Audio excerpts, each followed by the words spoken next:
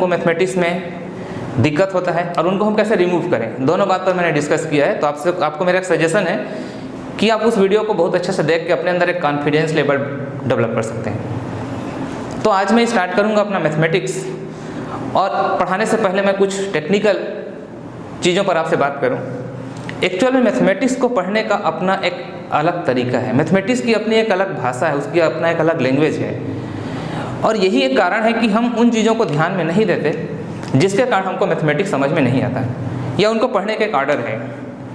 दूसरा बात मैंने ये देखा कि मैं अपने ऑफलाइन क्लास में बहुत से जब क्लास लिया कॉम्पिटिटिव एग्जाम के लिए, तो मैंने ये बात देखा कि मैक्सिमम स्टूडेंट्स क्या करते हैं, अपने प्रीलिम्स एग्जाम को निकालने के लिए मैथमेटिक्स को ट्रिकी मेथड पर, सी सेट तो हमारे लिए बस क्वालिफाइंग है करके वो क्या करते हैं, ट्रिकी मेथड पर तैयारी करके काम चला लेते हैं। लेकिन जैसे हम मेंस का एग्ज़ाम लिखते हैं या फिर जहाँ पर हमको रिटन एग्ज़ाम देना होता है तो हम वहाँ पर फेलियर हो जाते हैं। इसलिए मेरा आपको सजेशन है कि आप बिगिनिंग से, आप शुरुआत से ही मैथमेटिक्स का तैयारी ओनली ट्रिकी मैथमेटिक्स पर बेस मत होइए, आप उसके साथ साथ कॉन्सेप्ट भी क्लियर करिए। देखिए दोनों में एक बड़ा प्रॉब्लम यह है कि आप ट्रिक्स मेथड पर यदि आप चलेंगे तो आपसे सिर्फ वही क्वेश्चन बनेगा जिसको आपने प्रिपेयर किया है, लेकिन यदि आप उसके कॉन्सेप्ट पर जाके बात करेंगे, कॉन्सेप्ट को समझ के यदि आप क्वेश्चन सॉल्व करेंगे तो आपको इस तरह का कोई प्रॉब्लम नहीं आएगा।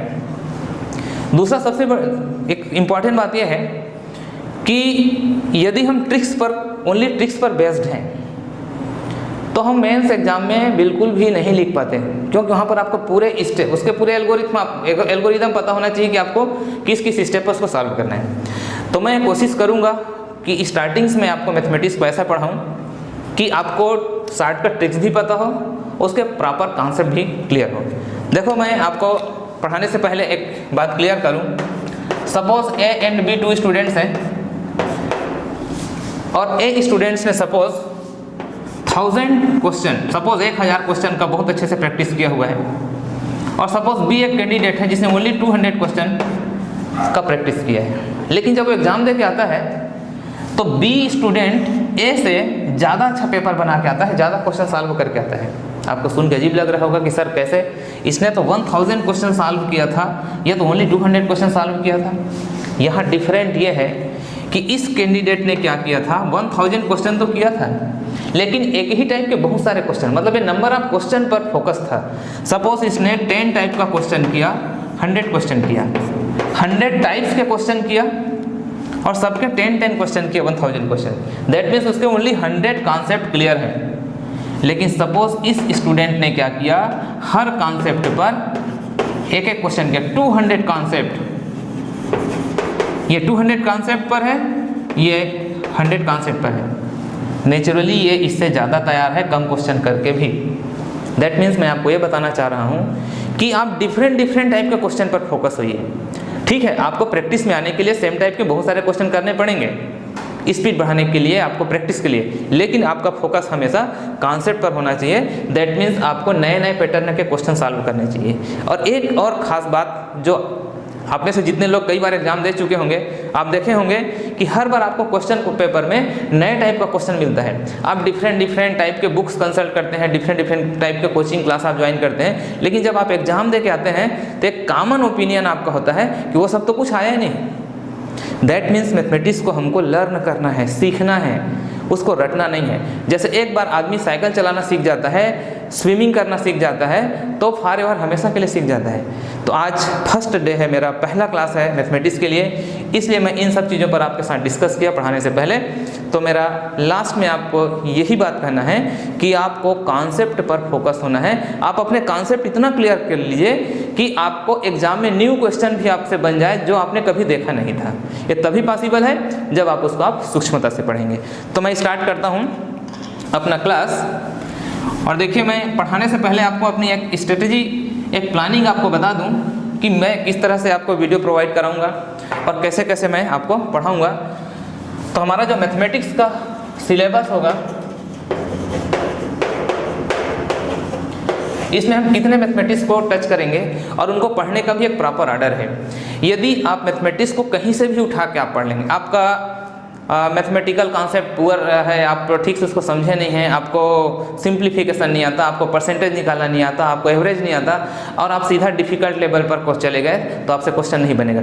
इसलिए आपको ईजी से डिफ़िकल्ट होना है। मेरी कोशिश होगी कि मैं इस वीडियो में, एक्चुअली मेरा जो क्लास है, मेरा जो वीडियो है या मेरा जो कोचिंग है कम्प्लीटली IIT JEE पर बेस्ड क्लास है, लेकिन मैं आपको ये वीडियो प्रोवाइड करा रहा हूँ क्योंकि मेरा मैथमेटिक्स के प्रति एक इंटरेस्ट है। मैं चाहता हूँ कि जीरो लेवल से भी मैथमेटिक्स में स्टूडेंट उठे। तो मैं अपने क्लास में कोशिश करूँगा कि मैं ये समझ के आपको पढ़ाऊँगा कि सपोज़ जितने लोग मेरे वीडियो देख रहे हैं उनको मैथमेटिक्स कुछ भी नहीं आता, जीरो है। आपको आता हो बहुत अच्छी बात है, लेकिन मैं स्टार्ट जीरो से करूँगा। इसलिए मैं बिल्कुल बेसिक चीज़ों पर बात करूँगा। भले ही कुछ वीडियो आपको मेरे लेंदी लगेंगे, लेकिन वो आपके लिए स्टार्टिंग में ज़रूरी है। बाद में जैसे जैसे आपका प्रैक्टिस होगा आप बहुत तेज़ी से उसको समझने लगेंगे। बेस क्लियर हुआ उसके बाद आपको मैथमेटिक्स में बहुत मजा आएगा। तो मैथमेटिक्स पढ़ने का जो एक आर्डर होता है उसमें सबसे पहले है बीजगणित। सबसे पहले हम पढ़ेंगे बीजगणित, अलजेब्रा। मैं पूरे कंटेंट्स को आपको बाइलिंगुअल दूंगा क्योंकि मैं जानता हूं कि कॉम्पिटिटिव के प्रिपरेशन करने वाले कुछ स्टूडेंट हिंदी बैकग्राउंड के होते हैं, कुछ इंग्लिश बैकग्राउंड के होते हैं, उनको कोई प्रॉब्लम नहीं आएगा। इसलिए सबको मैं टर्मिनोलॉजी आपको कंप्लीट दोनों लैंग्वेज में बताऊंगा, आपको कोई दिक्कत नहीं होगा। तो सबसे पहले बीजगणित, फिर मैं आपको बताऊंगा इसमें क्या क्या पढ़ना होता है, अपने को कैसे बेस क्लियर होता है। सेकंड नंबर पर हम पढ़ेंगे अंकगणित, अरिथमेटिक।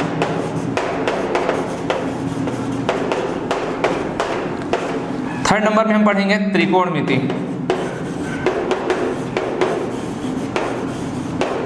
ट्रिग्नोमेट्री।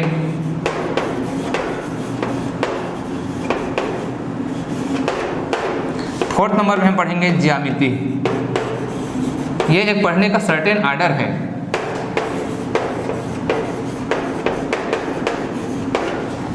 फिफ्थ नंबर में अपन पढ़ेंगे क्षेत्रमिति,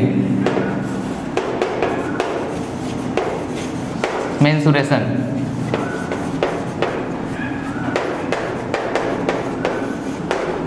और सिक्स नंबर लास्ट में हम पढ़ेंगे सांख्यिकी, स्टैटिक्स। इतने मैथमेटिक्स हम पढ़ेंगे और यही हमारा पढ़ने का प्रॉपर आर्डर होगा। यदि आपका अलजेब्रा क्लियर है, algebra is the base of foundation of mathematics. यदि किसी स्टूडेंट का अलजेब्रा पुअर हो तो पूरे मैथमेटिक्स अपने आप पुअर हो जाएगा। तो अलजेब्रा में बेसिकली हम जो टॉपिक टच करेंगे उसमें सबसे पहले आज मैं आपको स्टार्ट करूंगा संख्या पद्धति, नंबर सिस्टम अपन पढ़ेंगे। फिर मैं आपको पढ़ाऊंगा सीरीज के बारे में पढ़ाऊंगा, वर्गमूल निकालना बताऊंगा, लघुत्तम निकालना, महत्तम समापवर्त निकालना। ये जितने क्वेश्चन हैं, एक चर राशि वाले, दो चर राशि वाले समीकरणों को हल करना जिसकी बहुत ज़्यादा आवश्यकता होती है, वर्ग समीकरण, ये सारे चीज़ यदि आपके क्लियर हो जाए तो आपको पिता पुत्र के उम्र संबंधी प्रश्न, नदी नाव संबंधी प्रश्न, ये जितने भी प्रश्न होते हैं आपके बीजगणित के कॉन्सेप्ट क्लियर होने के बाद बनेंगे। फिर अपन औसत, प्रतिशत, लाभ, हानि, ये सब अंक गणित में पढ़ेंगे। फिर त्रिकोणमिति में आपको पता है sine theta, cos theta, trigonometry के नेचर को पढ़ेंगे। ज्योमेट्री में अपन ट्राइंगल के बारे में, रेक्टेंगल के बारे में, सब उसका क्षेत्रफल निकालना, एरिया निकालना। और क्षेत्रमिति में हम 3 डायमेंशन जैसे घन, घनाभ, शंकु, बेलन, ये सब पढ़ेंगे। और सांख्यिकी में अपन पढ़ेंगे बेसिकली स्टैटिकल चार्ट बनाना, बार डायग्राम बनाना, पाई चार्ट बनाना, जो कि हमेशा एग्जाम में आता है, और थोड़ा सा प्रोबेबिलिटी, प्रायिकता। तो ये हमारा कंप्लीट एक प्लानिंग है कि इस तरह से हम आपको वीडियो प्रोवाइड कराएंगे। तो आप क्रमशः इसको देखते जाइए और उसके बाद आपको क्लियर हो जाएगा कि क्या है। तो मैं आज स्टार्ट करूंगा अलजेब्रा का अपना फर्स्ट टॉपिक, संख्या पद्धति। चूंकि आज मैं आपको अपना पहला क्लास दे रहा हूं, इसलिए मैं बेसिक फंडामेंटल पर थोड़ा ज़्यादा बात करूंगा और वो आपके लिए इम्पॉर्टेंट भी है। तो सबसे पहले अपन पढ़ेंगे संख्या पद्धति।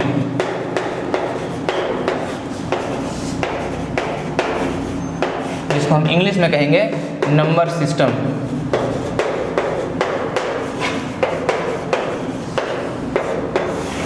नंबर सिस्टम, संख्या पद्धति। देखिए, मैथमेटिक्स अपने आप में नंबरों का ही खेल है। मैथमेटिक्स का मतलब ही होता है नंबर। संख्या पद्धति मतलब हमको नंबर के बारे में जानना है। तो एक्चुअल में संख्या पद्धति होता क्या है, संख्या क्या है? तो सबसे पहले हम समझें कि अंक क्या होता है, डिजिट्स। तो मैथमेटिक्स में जितने भी अंक यूज किए जाते हैं 0 to 9, 0, 1, 2, 3, 4 5 6 7 8 एंड 9। ये क्या है, हमारे डिजिट्स हैं। और हमारा डेसिमल सिस्टम में हमारा पूरा का पूरा मैथमेटिक्स ये 0 से 9 के नंबर तक के चलता है, जिसमें से हम 1 से लेके 9 तक का जो नंबर है इसको सार्थक अंक बोलते हैं, सिग्निफिकेंट नंबर कहलाता है, ये सार्थक अंक है। और 0 को हम बोलते हैं असार्थक अंक। ये सार्थक है, ये असार्थक अंक। क्लियर, ये आप ध्यान में रखेंगे। तो ये डिजिट्स होते हैं और डिजिट से बनता है फिर संख्यांक। ये मैं आपको बता रहा हूँ इसकी टर्मिनोलॉजी। देखिए, किसी भी सब्जेक्ट के डिफिकल्ट लगने का जो सबसे बड़ा रीज़न होता है वो होता है कि हमको उस सब्जेक्ट के टर्मिनोलॉजी पर कमांड नहीं होता। सारे सब्जेक्ट का अपना नेचर है। यदि आप इकोनॉमिक्स पढ़ रहे हैं तो आपको इकोनॉमिक्स का अलग एक शब्दकोश, एक वोकैबुलरी है, उसको आपको तैयार करना है। कोई भी सब्जेक्ट आप पढ़ते हैं उनका अपना एक लैंग्वेज होता है। उसी तरह से मैथमेटिक्स का भी अपना एक लैंग्वेज है। और यदि आपको जब तक उसके कॉमन लैंग्वेज में कमांड नहीं होगा आप वो सब्जेक्ट नहीं समझ सकते। तो संख्यांक अपन क्या कहेंगे, देखो न्यूमेरल्स। न्यूमेरल्स ये क्या होता है, संख्यांक। संख्यांक जब हम बनाते हैं तो अंकों की सहायता से बनाते हैं। और वो किस तरह से बनाते हैं, जैसे मैं कहीं पर लिख दिया 7 5 6 2। यह क्या है, एक संख्यांक है जिसमें सबसे पहले जो लिखा जाता है ये 2, ये आपको पता है ये इकाई का अंक होता है। इसके बाद जो लिखा जाता है वो दहाई का अंक है, ये यूनिट प्लेस, 10 प्लेस।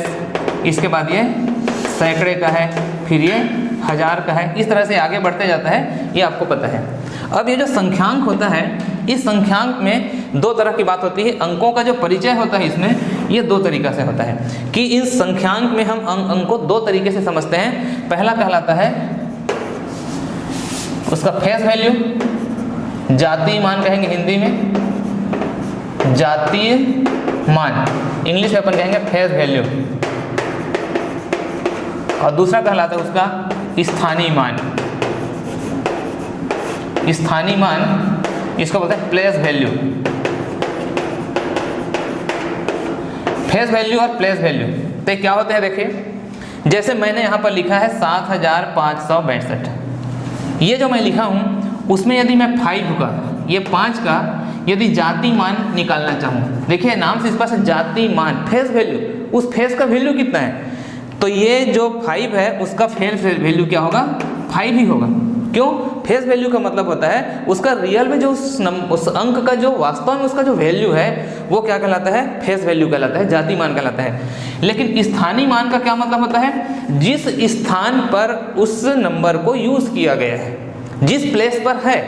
अब यहाँ पर हम 5 के सपोज स्थानीय मान पर बात करें, उसके प्लेस वैल्यू किस प्लेस पर रखा है, तो नेचुरली कहाँ पर रखा हुआ हो, सैकड़ा के जगह में रखा हुआ है, तो वहाँ पर उसका मान क्या हो जाएगा 5 × 10⁻², मतलब 500। यहाँ पर इसका मान 5 नहीं है, यहाँ पर इसका स्थानीय मान कितना है, 500 है। क्लियर, मतलब जिस पोजीशन पर वो रखा होता है। तो मैंने दो बात आपको बताया, जाति मान का मतलब होता है उसका खुद का रियल वैल्यू कितना है, और स्थानीय मान का मतलब होता है वह नंबर जिस स्थान पर यूज़ किया गया है। यदि 1000 की जगह यूज़ किया गया है, 10,000 की जगह यूज़ किया गया है, तो उसका स्थानीय मान उससे मल्टीप्लाई होकर निकलता है, ये 500 है। तो ये होता है जाति मान, स्थानीय मान। अब हम देखेंगे कि संख्याओं के प्रकार। क्लियर,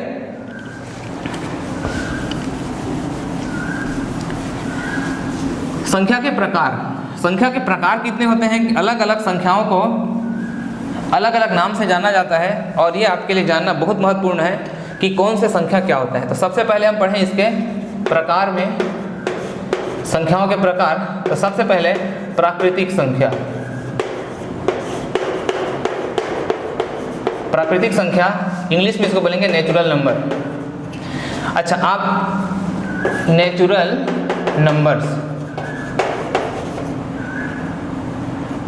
नंबर्स संख्याएं। मैं आपको इससे पहले कि संख्याओं के बारे में बताऊं, एक कॉन्सेप्ट आपको क्लियर कर दूं, वो है संख्या रेखा।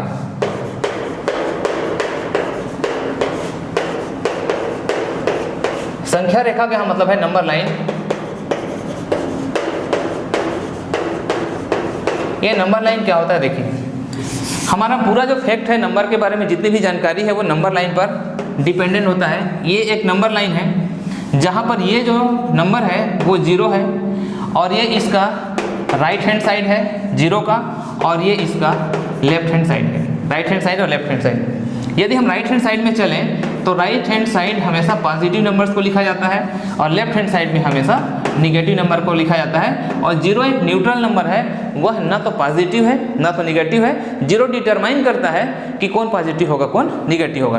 तो यहाँ पर हम राइट में चलें तो ये हो गया 1 2 3 4 up to infinity plus infinity. इधर चलें तो -1 -2 -3 अप टू इन्फिनिटी तक जाएंगे इधर। ये कहलाता है संख्या रेखा। संख्या रेखा का इंपॉर्टेंट रोल ये है कि इसी संख्या रेखा के बेस पर हम पूरे नंबर को डिफाइन करते हैं। देखिए आपको पता है कि कभी हमको ये पूछा जाए कि -3 और -2 में कौन सी संख्या बड़ी है तो हम कंफ्यूज हो जाते हैं। स्टूडेंट्स कंफ्यूज हो जाते हैं कि -3 -2 में कौन सी संख्या बड़ी है। इधर तो आपको आसानी से समझ में आ जाता है। तो वास्तव में संख्या रेखा में किसी भी नंबर के छोटे या बड़े होने का कॉन्सेप्ट क्या है कि नंबर लाइन में कोई भी नंबर अपने लेफ्ट साइड के नंबर से बड़ी होती है। दैट मीन्स राइट साइड का नंबर लेफ्ट साइड के नंबर से बड़ी होती है। जैसे ही हम 3 और 1 पर बात करें तो मैं सामने खड़े होकर देखूं तो 3 मेरे राइट साइड में है और 1 मेरे लेफ्ट साइड में है। दैट मीन्स 3 क्या है 1 से बड़ा है। ऐसे भी आप उसको समझ सकते हैं कि राइट हैंड हमारा क्या होता है पावरफुल होता है। राइट हैंड का नंबर लेफ्ट हैंड के नंबर से हमेशा क्या होगा बड़ा होगा। इधर आप देखिए ये -3 है और ये -1 है। यदि यहाँ पर मैं खड़े होकर देखूं तो मेरे राइट साइड में दोनों का कंपेयर करूं तो मेरे राइट हैंड साइड में ये है और लेफ्ट साइड में ये है, तो राइट का नंबर लेफ्ट से बड़ा होगा। That means -1 is greater than -3। इस तरह से -1 इज ग्रेटर देन -3। ठीक है, हम यदि 0 और -1 का कंपेयर करें कि 0 और -1 में कौन सी बड़ी संख्या है तो 0 राइट में है और 1 क्या है लेफ्ट में है, तो ये संख्या इससे बड़ी है। तो यहाँ पर हमको ये पता चलता है कि कौन सी संख्या बड़ी है छोटी है। इसके बाद जो नंबर्स आपको मैं बता रहा हूँ ये पूरे नंबर्स भी क्या है संख्या रेखा पर डिफाइन होते हैं। तो देखिए नेचुरल नंबर हम किसको बोलते हैं, इसको हम n से रिप्रेजेंट करते हैं। और नेचुरल नंबर एक्चुअल में गिनती के काउंटिंग के काम में आता है। तो नेचुरल नंबर स्टार्ट होता है 1 2 3 से लेके कहाँ तक इन्फिनिटी तक। इसका मतलब क्या हुआ, नेचुरल नंबर 1 से इन्फिनिटी तक ओनली पॉजिटिव नंबर्स होते हैं, आप ध्यान रखना। इसकी सबसे बड़ी प्रॉपर्टी है कि natural number never can be negative. Natural number कभी नेगेटिव नहीं हो सकता, it is always positive. And 0 is not natural number. यहाँ पर देखिए हम 0 को शामिल नहीं किए। तो संख्या रेखा में यदि आपको बताना चाहूँ तो संख्या रेखा में ये जो पोर्शन है आपका, ये 1 से लेकर इन्फिनिटी तक, ये क्या है नेचुरल नंबर है। ये नेचुरल नंबर है 1 से लेके इन्फिनिटी तक। क्लियर। नेक्स्ट इज पूर्ण संख्या। पूर्ण संख्या इंग्लिश में इसको बोलते हैं होल नंबर। पूर्ण संख्या इसको हम रिप्रेजेंट करते हैं W से। और नेचुरल नंबर में सिर्फ डिफरेंस ये है कि ये 0 से स्टार्ट होता है। That means including 0।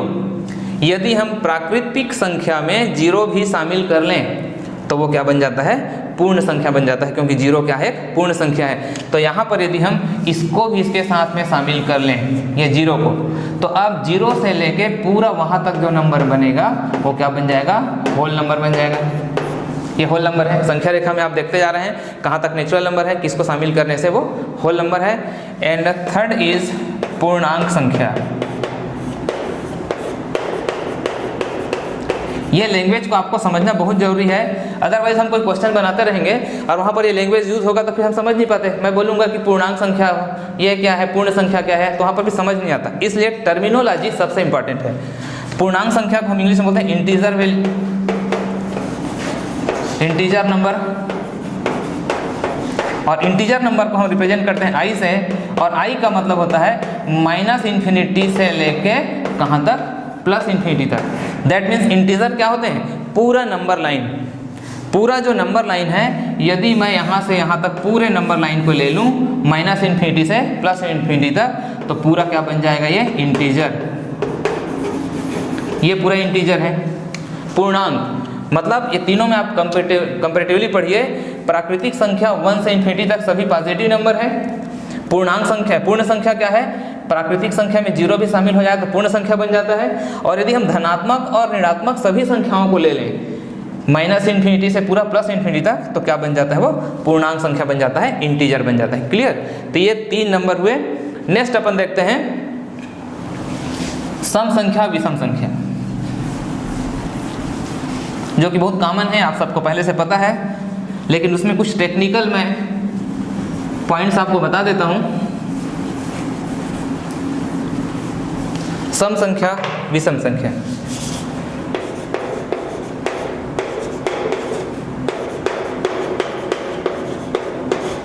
इंग्लिश में बोलेंगे इवन नंबर। इवन नंबर आपको पता है कि जिसमें 2 का पूर्णतः भाग चला जाए, जो 2 से भाज्य हो जाए वो सभी संख्या को हम क्या कहते हैं, सम संख्या कहते हैं। मतलब जो 2 से भाज्य हो। और एक चीज़ आप ध्यान रखना कि चूंकि ये 2 से भाज्य होता है तो कभी भी हमको सम संख्या को प्रदर्शित करता है तो 2n से प्रदर्शित करते हैं, जहाँ पर n क्या है, नेचुरल नंबर है। मतलब किसी भी नेचुरल नंबर में यदि 2 मल्टीप्लाई हो जाए तो क्या बन जाता है, वो सम संख्या बन जाता है। ठीक है, फिर बाद में मैं कुछ स्पेशल नोट बताऊंगी, इसमें आप इसको ध्यान देना। 5th इज ऑड नंबर, विषम संख्या।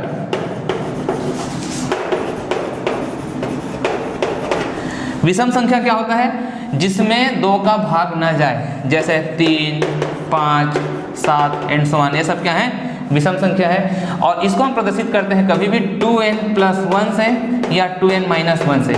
ऐसा क्यों? देखिए 2n क्या है, सम संख्या है। यदि 2n में 1 जोड़ दिया जाए, किसी भी सम संख्या में 1 जोड़ दिया जाए, जैसे 2, 4, 6, ये हमारे पास सम संख्या है। 2 में 1 जोड़ दूं, 2n में 1 यदि मैं प्लस कर दूं तो क्या बन जाएगा, 3, वो विषम संख्या बन जाएगा। 4 में यदि क्या कर दूं, 1 ऐड कर दूं तो ये क्या बन जाएगा, 5 बन जाएगा। माइनस करने से भी ऐसा होता है, जैसे 4 है और 4 में यदि 1 माइनस कर दूं तो क्या बन जाएगा, 3 बन जाएगा। इस तरह से आप ध्यान रखना कि सम संख्या में +1 या -1 करने से वह क्या बन जाता है, विषम संख्या बन जाता है। क्लियर? अब ये नोट जो मैं आपको बता रहा हूँ वो बहुत ध्यान से आप इसको समझना और आप उसको नोट करके रखना। ये आपको बहुत से क्वेश्चन में कॉन्सेप्ट काम आएगा। क्या होता है कि कभी भी 2 क्रमागत या सीधा कहें अपन क्रमागत, मतलब कॉन्सिक्यूटिव, क्रमागत मतलब लगातार, क्रमागत सम संख्या। सपोज आपको क्रमागत सम संख्या मानना है, आपको क्रमागत सम संख्या मानना है, तो सपोज मैंने पहला सम संख्या n माना, अब यहाँ पर 2n ना लेके n ले रहा हूँ। मान लो n क्या है, यहाँ पर सम संख्या है पहले नंबर का, तो क्रमागत मतलब इसके बाद वाला सम संख्या क्या आएगा। तो जनरली स्टूडेंट्स यहाँ पर क्या मिस्टेक करता है कि यदि पहला सम संख्या n है तो दूसरा वाला सम संख्या n+1 होगा, सोच लेता है, लेकिन ऐसा नहीं है, वो दूसरा होगा n+2, क्योंकि जब तक इसमें 2 ऐड नहीं होगा ये सम संख्या नहीं बनेगा। क्लियर?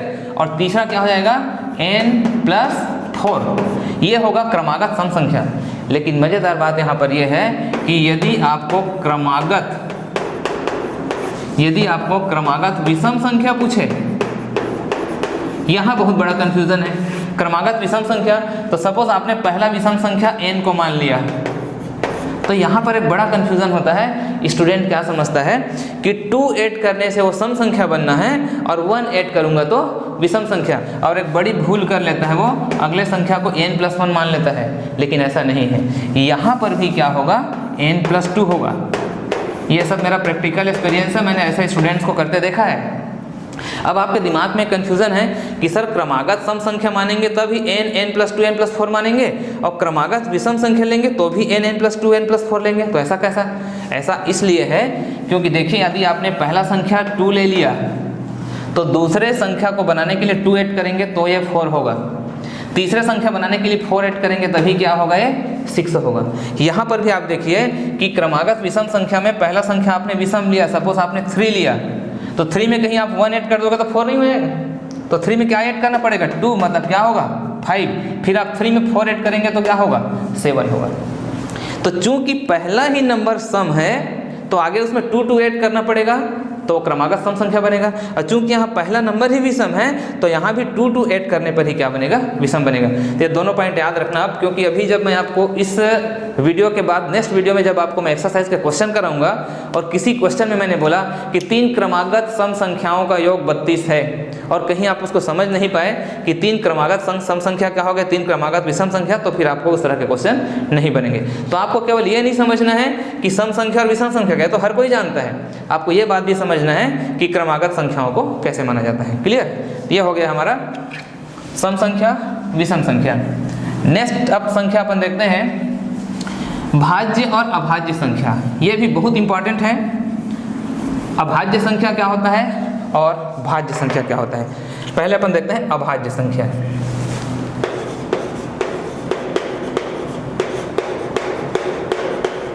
अभाज्य संख्या, इसको इंग्लिश में बोलते हैं प्राइम नंबर।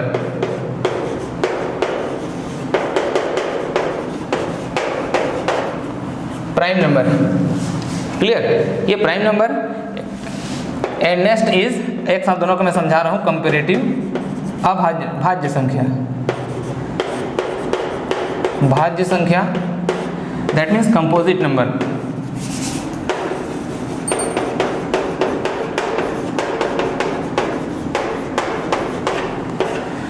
अभाज्य संख्या ऐसी संख्या होती है जो एक से या स्वयं से, वन या सेल्फ, स्वयं से भाज्य होता है।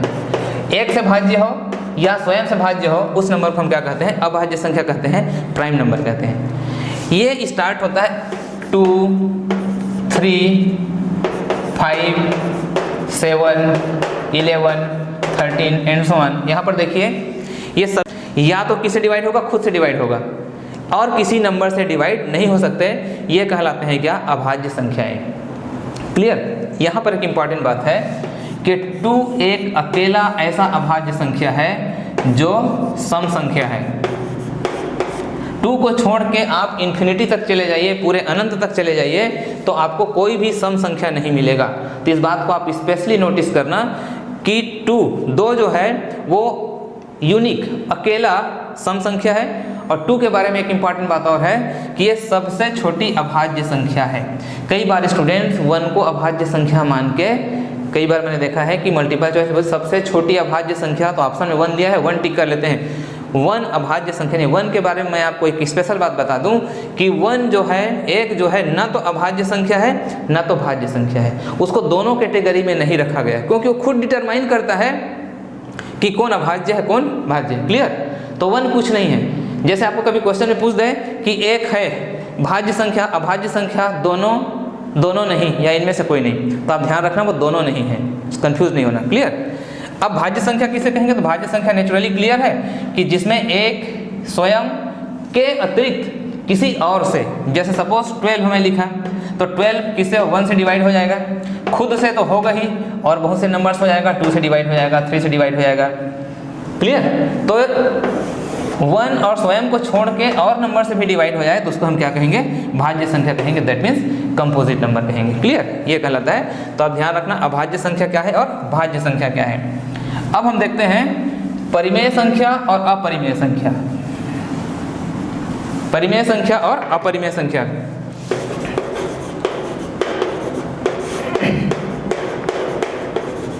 परिमेय संख्या को अपन इंग्लिश में कहेंगे रेशनल नंबर।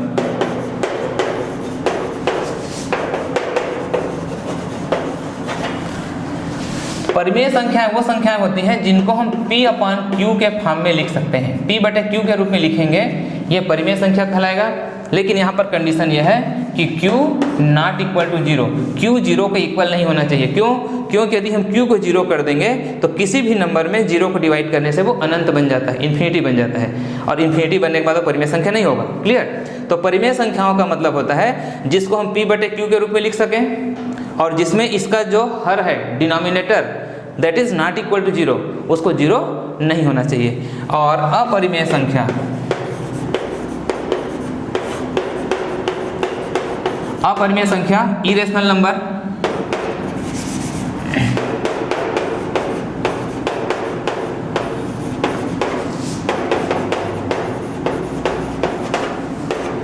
ये इरेशनल नंबर या अपरिमेय संख्या क्या कहलाता है? जिसको हम P/Q के फॉर्म में नहीं रिप्रेजेंट कर सकते, नहीं लिख सकते, इस फॉर्म में नहीं लिख सकते, वो अपरिमेय संख्या कहलाता है। तो फिर ऐसे कैसे नंबर्स होते होंगे? जैसे √2, √3, √5, पाई जो कि 22/7 होता है। ये सब अपरिमेय संख्याओं के उदाहरण हैं। बाद में आपको जब मैं भिन्न पढ़ाऊंगा, दशमलव भिन्न पढ़ाऊंगा, तो ये इनके बारे में और डिटेल में बताऊंगा। यहाँ पर आप सिर्फ ये पहचान लीजिए, जैसे √3 का वैल्यू 1.732 एंड सो ऑन बहुत सारा होता है।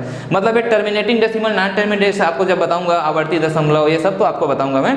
यहाँ पर आप सिर्फ ये याद रखिए कि ऐसी संख्याएं जिसको हम P/Q के रूप में नहीं लिख सकते, वो क्या कहलाती हैं? अपरिमेय। और लास्ट है हमारा सभी नंबर का हीरो, वो है वास्तविक संख्या। वास्तविक संख्या ये बताने के बाद में संख्या के प्रकार को यहाँ कंप्लीट कर दूंगा। वास्तविक संख्या इंग्लिश में बोलते हैं रियल नंबर। कैसा हीरो है ये? रियल नंबर का मतलब होता है, अभी तक आपने जितने तरह का नंबर पढ़ा सबको मिला दें तो रियल नंबर बन जाता है, कुछ चीज़ों को छोड़ के। कैसे? देखिए, अभी मैंने नंबर लाइन आपको बताया था, तो ये 0, ये 1, ये 2 अप टू इन्फिनिटी। यहाँ पर -1, -2 और -3। यहाँ पर मैं आपको बताया कि यदि हम बात करें किसका? पूर्णांक का, इंटीजर का, तो मैंने बताया कि सबके सब पूर्णांक हैं।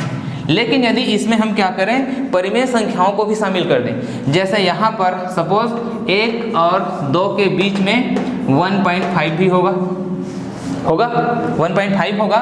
दैट मीन्स अपन क्या लिख सकते हैं उसको? 15/10, दैट मीन्स 5/2, सॉरी 3/2। तो 3/2 भी यहाँ पर शामिल है, क्योंकि 1 और 2 के बीच में 3/2 मतलब 1.5 भी है वहाँ पर। तो वो भी यदि शामिल हो जाए तो क्या कहलाएगा? वो real number. That means all types of positive and negative numbers are real number. सभी धनात्मक और ऋणात्मक प्रकार की जितनी संख्याएं होती हैं सब वास्तविक संख्याएं होती हैं। लेकिन एक चीज़ आपको मैं यहाँ पर स्पेशल नोट बता दूँ कि कोई भी नंबर यदि अंडर रूट के अंदर हो और वो निगेटिव हो, जैसे √(-1), इसके बारे में बाद में आप किसी क्लास में डिस्कस करूंगा। √(-1), तो ये क्या है? वास्तविक संख्या नहीं है, इसको हम बोलते हैं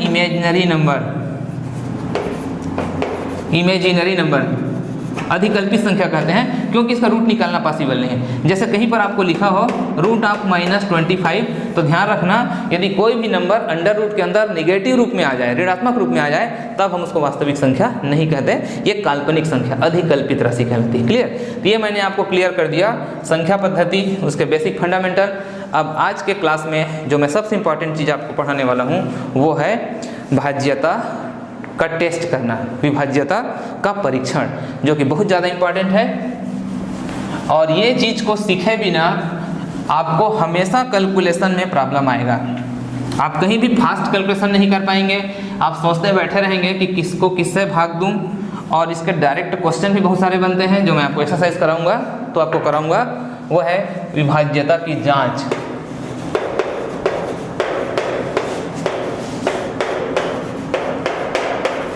विभाज्यता की जांच, टेस्ट ऑफ डिविजिबिलिटी।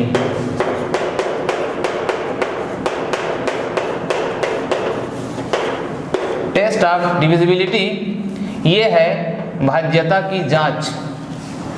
ये बहुत कुछ आप लोगों को इनमें से पता होगा, लेकिन आज इसको मैं आपको बहुत स्पेशल तरीके से पढ़ाने वाला हूँ। वैसे कि जनरली हमको 2 से 3 से 5 से 7 से ऐसा हमको याद रहता है, लेकिन कुछ कॉम्प्लिकेटेड नंबर्स हमको याद नहीं रहते। तो मैंने इसको एक स्पेशल इसके लिए आप लोगों के लिए लेक्चर तैयार किया है कि हम विभाज्यता की जांच को जैसे आप रटते होगे कि इसको भाज करते, ऐसा कुछ मत करिए, वो आप भूल जाओगे, कन्फ्यूज़ हो जाओगे। आपको यहाँ पर मैं बहुत टेक्निकल इसको बता रहा हूँ। इसको मैंने 4 पार्ट में बांटा है कि भाज्यता के नियम को हम कैसे तैयार करें। अभी मैं थोड़ा आपको एक्सप्लेन कर दूं, उसके बाद मैं आपको इसके आपके स्क्रीन पर एक पेज आपको दूंगा। उस स्क्रीन को आप देखते रहिए, आप अपने मोबाइल पर या लैपटॉप पर, और मैं बैकग्राउंड से आपको उसको समझाऊंगा कि मैंने उसको क्या क्या बताया है। और आपको मेरा एक सजेशन है कि आप उसका स्क्रीनशॉट रख के जरूर रख लीजिए, क्योंकि वह यूनिक कलेक्शन है। उसको आप एक बार रिवाइज करोगे तो भाज्यता का नियम आप कभी नहीं भूलोगे। उसको मैंने 4 पार्ट में डिवाइड किया। पहले उसका बैकग्राउंड बता दूं। पहले ए पार्ट में मैंने रखा है जिसमें हम अंतिम जो हमारा अंतिम संख्या होता है लास्ट का, किसी भी नंबर देगा आपको तो उसका अंतिम संख्या का पहला पोजीशन या दूसरा पोजीशन या तीसरा पोजीशन को देख के हम डिसाइड करेंगे। मतलब इकाई के अंक को देख के या इकाई और दहाई को देख के या इकाई, दहाई और सैकड़ा को देख के हम उसके भाज्यता को तुरंत बना सकते हैं। और इसके कैटेगरी में हम रखेंगे 2 से, 4 से, 8 से, 5 से, 10 से, 15 से। ये जो नंबर हैं इनकी भाज्यता को हम इकाई और दहाई और सैकड़ा के अंकों को देख के हम क्या कर सकते हैं, बता सकते हैं। क्लियर? ये 25, 15 नहीं, 15 गलत रूल है। क्लियर? बी कैटेगरी में मैंने रखा है अंकों का योग। कुछ नंबर ऐसे होते हैं जिसमें पूरे अंकों को योग को देख के भाज्यता को परीक्षण किया जाता है। जिस कैटेगरी में मैंने रखा है 3 को, 9 को और 11 को। इसके सब रूल्स मैं आपको अभी मैं प्रोवाइड करा दूंगा, तो मैं इसको बैकग्राउंड बता रहा हूँ आपको।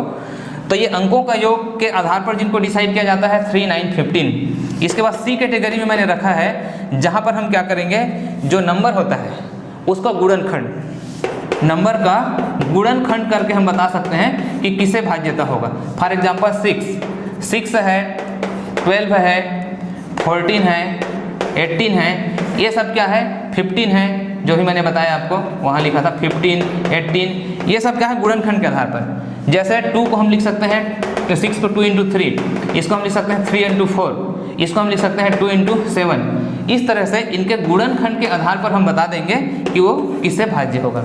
और चौथा कैटेगरी और सबसे इंपॉर्टेंट कैटेगरी में हमने रखा है डी, वो है जहाँ पर हम क्या करते हैं, इकाई के अंक में कुछ गुणा करके। यहाँ पर हम क्या करेंगे, इसका इकाई का अंक होगा उसमें कोई नंबर का गुणा करेंगे और गुणा करने के बाद बचे हुए नंबर के साथ उसको जोड़ या घटा के बताते हैं। और ध्यान रखना आप, ये सबसे इम्पॉर्टेंट रूल है और इसमें सभी प्राइम नंबर्स आते हैं। इसमें हम आपको बताएंगे 7 का, 13 का और 17 का जो सबसे ज़्यादा डिफ़िकल्ट और बहुत रेयर है। तो ये मैंने कैटेगरी आपको डिवाइड किया है, इनका अलग कैटेगरी, इनका अलग, इनका अलग, इनका अलग। तो एक कैटेगरी वाइज यदि आप इस रूल को याद कर लें तो आपको सिर्फ 4 रूल याद करने पड़ेंगे और पूरा कंपेरेटिवली आपको तैयार हो जाएगा। तो मैं अब स्टार्ट करता हूँ स्लाइड। आप मेरे स्क्रीन पर अब आप देखिए, मैं एक एक करके A type, B type, C type और डी टाइप को एक्सप्लेन करता हूँ। उसमें एग्जाम्पल हैं और आप पढ़ोगे उसको कैसे। देखिए मैं आपको एक्सप्लेन करते जाऊँगा, आप लाइन टू लाइन उसको उस स्क्रीन से समझते जाइए और फाइनली आप उसका स्क्रीनशॉट करके रख लीजिए, क्योंकि इन फ्यूचर आपको रिवाइज करना है तो वहाँ से आप रिवाइज कर सकते हैं। तो देखिए ये आप स्क्रीन पर सबसे पहले देखिए आप विभाज्यता की जांच का ए टाइप में मैंने लिखा है अंतिम 1, 2 या 3 अंकों को देखकर, जिसमें एग्जाम्पल में लिखा है 2, 4, 8, 5, 10, 25। तो पहला 2 से भाज्यता। 2 से भाज्यता के नियम में आप देख रहे हैं कि इकाई में सम संख्या हो या शून्य हो। बहुत आसान है ये तो। इकाई में यदि सम संख्या हो या शून्य हो तो 2 से उसमें भाग जाता है। जैसे 224, तो 224 में आप देखिए 4 क्या है, सम संख्या है, या 320, 320 में इकाई में क्या है, शून्य है। तो बहुत आसान है, हर कोई जानता है। नेक्स्ट देखिए 4 से भाज्यता में आप देखिए अंतिम 2 अंक 4 से भाज्य हो। दैट मीन्स लास्ट के 2 नंबर हैं। जैसे यहाँ पर मैंने एग्जाम्पल में लिखा है 1, 3, 5, 9, 1, 6, इसलिए हमने 1, 6 को अलग कलर में डिस्प्ले किया है। आप देखिए ताकि आप उसको वहाँ पर फोकस हो सकें। तो लास्ट का जो 2 अंक है वो 16 है और 16 में क्या हो, 4 डिवाइड हो जाता है, इसलिए 4 से डिविजिबल है। क्लियर? ये तो आसान है बहुत। थर्ड रूल है हमारा 8 से। तो अंतिम 3 अंक 8 से विभाजित हो, लास्ट के 3, इसलिए देखिए मैंने उसको ऐसा बनाया है, अंतिम 1 अंक, फिर अंतिम 2 अंक, अंतिम 3 अंक। इस तरीके से आपको इसको बहुत आसानी से हो जाएगा। तो अंतिम 3 अंक यदि 8 से विभाजित हो तो पूरा 8 से विभाजित हो जाएगा। जैसे उदाहरण में मैंने लिखा है 257 192, तो 192 देखिए 192 वो 8 से विभाजित हो जाता है, इसलिए पूरा का पूरा नंबर क्या हो जाएगा, 8 से विभाजित हो जाएगा। इसके बाद 5 से, तो 5 का नियम क्या है, इकाई में 5 हो या शून्य हो। ये तो बहुत आसान है, एग्जाम्पल में आपको समझ में आ गया होगा। देखिए पहले एग्जाम्पल में 0 है, दूसरे में 5 है, तो 5 से ये डिवाइड हो जाएगा। ये सब आसान है। इसके बाद 10 से, तो 10 से भाज्यता का नियम क्या कहता है, इकाई का अंक क्या हो, शून्य हो। यदि इकाई में शून्य हो तो 10 से विभाजित होगा ही। 25, अंतिम 2 अंक 25 से विभाजित हो। लास्ट के 2 डिजिट यदि 25 से विभाजित हो रहे हैं तो पूरा संख्या 25 से विभाजित हो जाएगा। जैसे 79625, तो लास्ट में 25 है, ये हो जाएगा। तो पहले कैटेगरी में बहुत आसान है, आप अब समझ गए होंगे। Now next category is B. इसका बेस क्या है, अंकों के योग पर आधारित है, जिसमें 3, 9 और 11। तो पहला नियम देखिए 3 के लिए, संख्या के अंकों का योग 3 से भाज्य हो, मतलब जितनी संख्याएं रहेंगी वो सभी संख्याओं को आपस में जोड़ देना है, और जोड़ने से जो आएगा उसमें यदि 3 का भाग जाता है तो पूरे संख्या में 3 का भाग जाएगा। फॉर एग्जाम्पल, आप एग्जाम्पल में नीचे देखिए, मैंने एग्जाम्पल लिया है 465। अब हम 4, 6 और 5 को जोड़ दिए तो कितना आ गया, 15, 15 आया, और 15 में हम 3 डिवाइड कर सकते हैं तो क्या हो जाएगा, 3 से हो जाएगा। क्लियर। सिमिलरली 9 इज सेम, यदि अंकों का योग 9 से भाज्य हो, यदि अंकों का योग 9 से भाज्य हो तो पूरा क्या हो जाएगा, भागफल चला जाएगा। देखिए यहाँ पर 29034, तो 2903 और 4 को ऐड करें तो 18 आता है, 18 आता है, और 18 में 9 डिवाइड हो जाता है तो क्या हो जाएगा, ये 9 से भाज्य हो जाएगा। इसके बाद 11 को आप बहुत ध्यान से समझेंगे, ये बहुत इंपॉर्टेंट है और थोड़ा अलग टाइप का है, तो मैं एक्सप्लेन करता हूँ, आप उसको देखिए ध्यान से। जो हमको नंबर दिया रहेगा उसके सम स्थानों के अंकों का योग करेंगे, मतलब उसके इवन पोजीशन में सम स्थान ना, सम संख्या नहीं, सम स्थान, तो इकाई से अपन लेंगे और सम स्थान में जो जो नंबर होंगे उनका योग करेंगे। उसके बाद फिर विषम स्थान में जो जो नंबर होगा उनका योग करेंगे और दोनों का अंतर निकालेंगे, अधिक से कम को घटाएंगे, आप ध्यान रखना। और दोनों का अंतर यदि 0 हो या 11 से भाज्य हो, या 0 हो या 11 से भाज्य हो, तो उस कंडीशन में क्या होगा, पूरा नंबर 11 से भाज्य हो जाएगा। फॉर एग्जाम्पल, मैंने दोनों तरह के एग्जाम्पल लिखा है। पहला एग्जाम्पल आप देखिए 71273662। तो यहाँ पर देखिए रेड और ब्लू कलर से हमने उसको आइडेंटिफाई किया है, तो विषम स्थान पर क्या है, रेड से दिख लीजिए, तो विषम स्थान क्या है, रेड को प्रदर्शित कर रहा है। उनका योग है 2 + 3 + 2 + 7 जो कि 14 हुआ, और ब्लू में है सम स्थान वाले, तो वो है 6, 7, 1, वो भी 14 हुआ, और 14 में 14 को माइनस करेंगे तो 0 हो गया, मतलब यह नंबर क्या होगा, 11 से विभाजित हो जाएगा। सेकंड नंबर के एग्जांपल में हमने क्या लिया है, 1391962। तो यहाँ पर विषम संख्या पर जो पोजीशन है, जिसको हमने किससे लिया है, रेड से, वो है 2 है, 9 है, 9 है, 1 है, जो कि 21 होता है। और सम संख्या के अंकों का जो योग है 6 + 1 + 3 10 होता है। 21 में 10 को माइनस करेंगे तो 11 आएगा, और 11 तो 11 से डिवाइड हो जाता है। तो ये नियम बहुत इंपॉर्टेंट है, सम संख्या और विषम संख्या सम पोजीशन और विषम पोजीशन के अंकों को जोड़ना है और आपस में घटा देना है। क्लियर। तो ये हो गए हमारे बी टाइप के। नाउ नेक्स्ट सी टाइप क्या है, देखिए जो गुणनफल पर आधारित है, जैसे 6, 12, 14, 15, 18, ये तो बहुत ही आसान है। जैसे 6, तो 6 को यदि हम फैक्टराइज करें, गुणनफल करें, तो क्या लिख सकते हैं, 2 × 3, मैंने ब्रैकेट में लिखा है वहाँ पर देखिए 2 × 3। तो जो 2 तथा 3 दोनों से विभाजित हो वो 6 से भी हो जाएगा, क्योंकि 6 का गुणनखंड 2 और 3 है। एग्जाम्पल यहाँ पर लिखा है, आप देख सकते हैं। इसके बाद 12 से, तो 12 का गुणनखंड क्या है, 3 × 4, 3 × 4 12। तो वो जो 3 से तथा 4 से विभाजित हो वो क्या हो जाएगा, दोनों से विभाजित हो जाएगा। वैसे ही 14, तो 14 का गुणनखंड ठीक है 2 × 7, तो जो 2 और 7 से विभाजित हो वो पूरा हो जाएगा, बहुत ही आसान है। और 15 को 3 × 5, तो जो 3 और 5 से हो वो 15 से ही होगा। ये रूल्स आपको बड़े बड़े नंबर को विभाजित करने में बहुत काम आएगा। इसके बाद 18 को हम क्या लिख सकते हैं, 2 × 9, 2 × 9, तो जो 2 तथा 9 दोनों से विभाजित हो जाए वो हो जाएगा। एग्जाम्पल आप कैरी कर लेना, या आप स्क्रीनशॉट लेने के बाद इसको एक बार अच्छे से रिवाइज कर लेना। Now next D is very important and difficult pattern, that is अंतिम अंक में गुणा करके शेष संख्या से जोड़ने या घटाने पर आधारित, जिसको हमने लिया है 7, 13 और 17। तो 7 का नियम क्या है, देखिए ध्यान से आप सुनिए। संख्या के अंतिम अंक को 2 से गुणा करके जो भी संख्या देगा उसका अंतिम अंक मतलब इकाई, तो इकाई के अंक में 2 का गुणा करोगे और उसको छोड़ने के बाद जो शेष संख्या बचेगा उस शेष संख्या में उसको आप माइनस कर दोगे, और उसको माइनस करने पर जो आएगा यदि वो 7 से विभाजित हो तो वो क्या हो जाएगा, पूरा विभाजित हो जाएगा। यहाँ पर एक बात आप केयर करना कि यहाँ आपको बड़ी बड़ी संख्याएं मिलेंगी, तो इन संख्याओं को आप बार बार इस प्रोसेस को रिपीट कर सकते हो, इसीलिए मैंने ऐसा उदाहरण लिया है कि आपको समझा सकूँ। देखिए एग्जाम्पल को आप देखिए तो आपको क्लियर हो जाएगा। 2429, तो यहाँ पर अंतिम अंक क्या है 9, तो बच गया कितना 242, 242। तो 242 में हमने माइनस किया है 9 × 2 मतलब 18, तो 242 में 18 माइनस करने से 224 आया।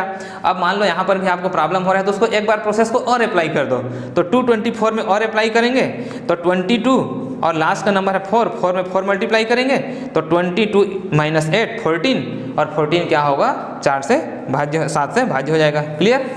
तो ये इसका रूल हो जाएगा। नेक्स्ट है 13 का रूल क्या है, देखिए संख्या के अंतिम अंक को 4 से गुणा करके, प्रोसेस तो अब सेम रहेगा, थोड़ा मेथड बदल रहा है। संख्या के अंतिम अंक को 4 से गुणा करके शेष संख्या में जोड़ने पर, देखिए यहाँ पर घटाते नहीं, यहाँ पर जोड़ते हैं, थोड़ा नियम बदल गया। तो 6, 8, 9 का एग्जाम्पल हमने लिया, तो 68 शुरू लास्ट का नंबर 9 इंटू 4 और बच गया इधर 68, तो दोनों को 8 किया तो 104 आया। 104 में हमने इस मेथड को फिर अप्लाई कर दिया, तो लास्ट का नंबर 4 में 4 का गुणा, 4 चौक 16 और 10 में जोड़ा तो कितना आ गया 26 आया, जो कि 13 से विभाजित है। क्लियर। और इसी तरह से 17 से, तो संख्या के अंतिम को 5 से मल्टीप्लाई करते हैं, 5 से मल्टीप्लाई करके शेष संख्या में उसको घटाएंगे, पहले में घटाते हैं, दूसरे में जोड़ते हैं, तीसरे में फिर क्या करते हैं घटाते हैं। तो जो क्लासीफाई मैंने किया उस हिसाब से आप तैयार करेंगे। यहाँ पर मैंने 731 का एग्जाम्पल लिया है, 73 - 1 × 5, 73 - 5 68, 68 17 से भाज्य होता है। तो ये रूल आपको बहुत क्लियर है, इसमें कुछ दिक्कत नहीं है, बस आपको रिवीजन करना है। आपको लास्ट सजेशन है मेरा कि आप इसका स्क्रीनशॉट जरूर ले लेंगे ताकि आप इसको बार बार रिवाइज कर सकें। ओके, तो देखिए आज के इस क्लास में मैंने आपको कंप्लीट संख्या पद्धति का बेसिक फंडामेंटल क्लियर किया। नेक्स्ट क्लास में मैं और रूल्स लेके आऊँगा, घातांक नियम के रूल्स पहले पढ़ाऊँगा, फिर मैं आपको अंडर रूट निकालना बताऊँगा, लघुत्तम महत्तम, और उसके बाद फिर क्या है अपन बार्ड मास जो होता है, वी बार्ड मास जो होता है हमारा सरलीकरण, ये पढ़ेंगे। फिर अपन क्या करेंगे, एक एक टॉपिक कंप्लीट करने के बाद नेक्स्ट वीडियो में हम ये जो रूल्स बताए हैं उस पर बेस्ड क्वेश्चन करेंगे। डियर स्टूडेंट्स, आप लोग को मेरा लास्ट में बस यही कहना है कि आप बहुत अच्छे से मेहनत करिए। मैथमेटिक्स के प्रति आपका जो डर फोबिया है उसको आप दिमाग से निकाल दीजिए। मैं अपने तरफ से पूरा आपका हेल्प करूंगा और आप अच्छे से तैयारी कीजिए, आप सक्सेस होइए।